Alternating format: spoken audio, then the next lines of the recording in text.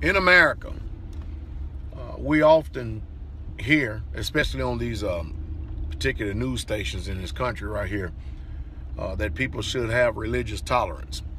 Well, that religious tolerance is if everybody's a Christian, because if you're anything else, you watch and see how intolerable everybody in this country are. As a matter of fact, they have so much fear amongst themselves if you're anything other than what they pick and choose and believe. And the majority of people in America don't even know what to believe in the first place, because what they do believe is all based and built upon lies. You know, it's amazing the hypocrisy of this country, America. Every time there's what you call an alleged terrorist attack, the first thing we want to do is you want to start talking about vetting people of different ethnic backgrounds, and say that we need to be a little bit more strict, and the FBI needs to centralize their focus a little bit more on the people that are coming not only in the country but out of the country. But at the same time, the brush is so broad that the FBI is collecting so much data on the American people and stuff. Like I said before, when 9/11 happened, they made us all terrorists. They made us all terrorists, and because you look and see all the laws pertaining to us, all the law-abiding citizens. Now look at us every time we go to an airport. We have to be treated like criminals. Every single time you go to the airport, you're getting frisked, you're getting everything else done to you. It's just utterly amazing. And then not only that, the people that are hired, they look at you as potential terrorists. Utterly amazing what is going on. The reverse psychology, the dismal ignorance of the people that they hired and put in these positions is just literally amazing. When are we going to start talking about the terrorism that we cause all across this world? When are we going to start talking about that? When are we going to start talking about the countries that we're going over into uninvited on trumped up charges? And we can go always back as far as the Gulf of Tonkin, just even that far right there, all the way up to this point right here. Nam, the whole 9 yards. Trumped up charges, we go in these countries. See, it used to be a time we declare war. Now there's not even war declared. We just go into these countries. Amazing, isn't it? Just go in there. Congress has never declared no war whatsoever at all in Afghanistan, yet we're over there and losing Americans left and right. That's the reason why I myself personally, if somebody ever come to me and ask about the military, and they do, I do everything I can to deter them from going. You know the reason why? Because the history of this wicked country, let's just go back 40 years. The history of this wicked country. Y'all remember when Muhammad Ali, he was the world boxing champion, and as soon as he changed his name from Cassius Clay to Muhammad Ali, next thing you know, the federal government, because of his influence, he was the world heavyweight champion and of his influence. He went down there purposely and failed the test as far as entry into the military.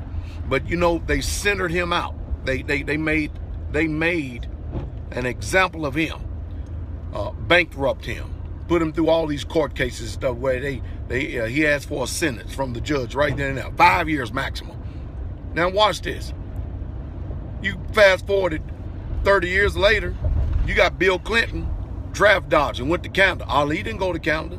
He stayed right here in this country and fought for his rights and stuff, and got ostracized, and got made to be out like a criminal. And that's one thing about this country. Once they plaster your face on that news monitor, you're a criminal in the eyes of these dumbass Americans, because they have no discernment whatsoever at all.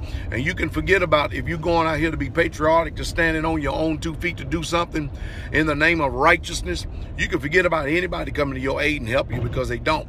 Because these people value living and breathing another day under a tyrannical tyranny type system as opposed to being free and having liberty. We don't even know what liberty is.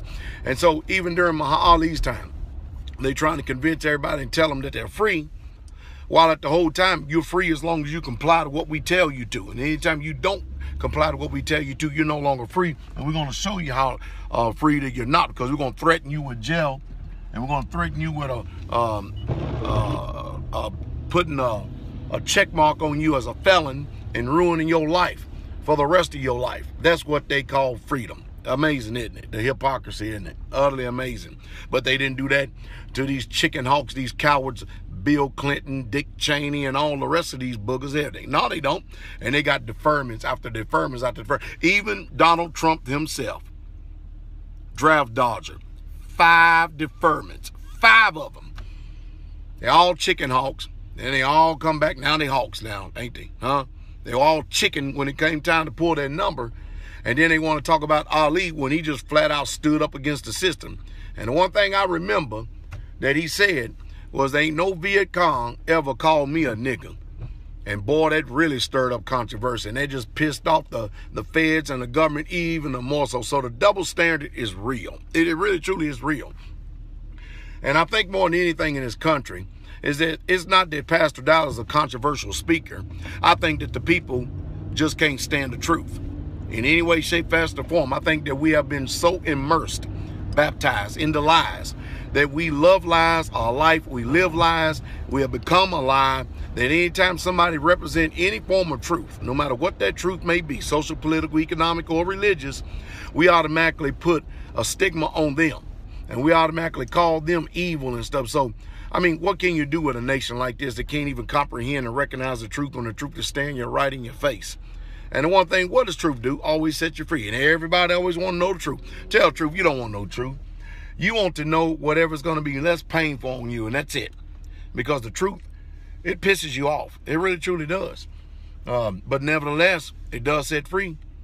But until then, you're being bound, especially with information being withheld from you by this system. It says that you're free.